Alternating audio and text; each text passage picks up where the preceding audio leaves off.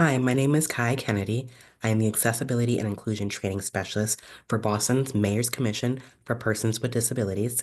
And in this short informational video, we're going to talk about the overlap between disability and Black history. Many people are familiar with the social justice group or social advocacy group, the Black Panthers. They're often associated with their political activism to support equitable rights for Black and African American people in the United States. But this group has contributed a great deal of support to disabled activists through history.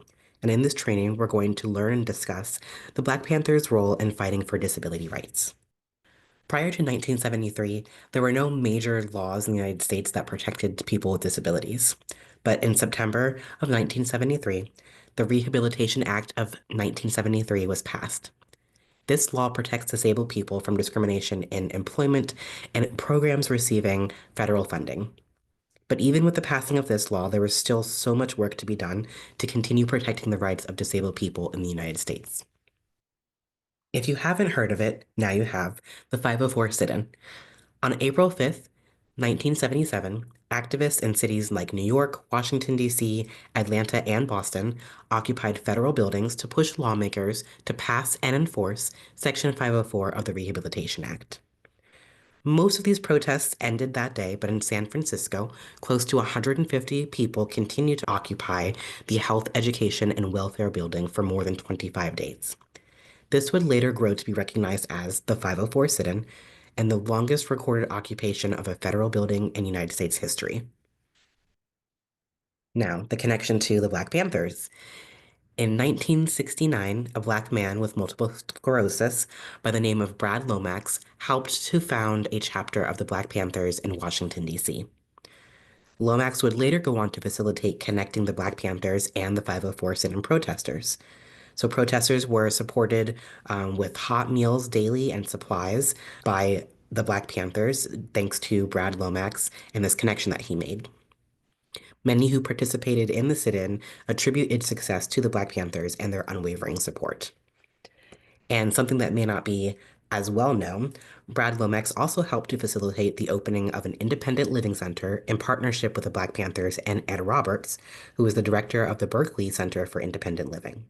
The center was located in East Oakland, California, and ran for about 2 years. Well, after the 504 sit-in, more than 25 days of occupying the HEW building, on Thursday, April 28th, Secretary Joseph Califano issued regulations implementing Section 504 of the Rehabilitation Act. This effectively gave disabled people protection against discrimination in all buildings and facilities receiving federal funds. It was a major win for the disability community, and this set the stage for more protections like the Americans with Disabilities Act or the ADA. So today you may be familiar with a term called 504 plan if you are in public education or if you have a child in public education. This is one of the many things that came out of Section 504 of the Rehabilitation Act. So this section prohibits discrimination on the basis of disability in federally assisted programs or activities.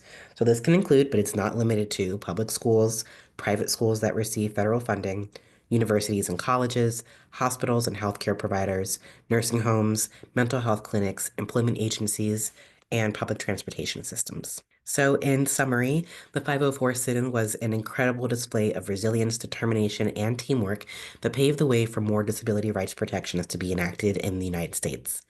Without the help of prominent Black leaders like Brad Lomax and the Black Panther Party, the 504 sit-in participants may not have had what they needed to occupy the HEW building for as long as they did. So when we think about Black history, especially as it pertains to civil rights, these are moments that often go untold. But let's give acknowledgement where it's due and credit where it's deserved and celebrate the contributions of Black leaders and what they've done to help make civil rights what they are today.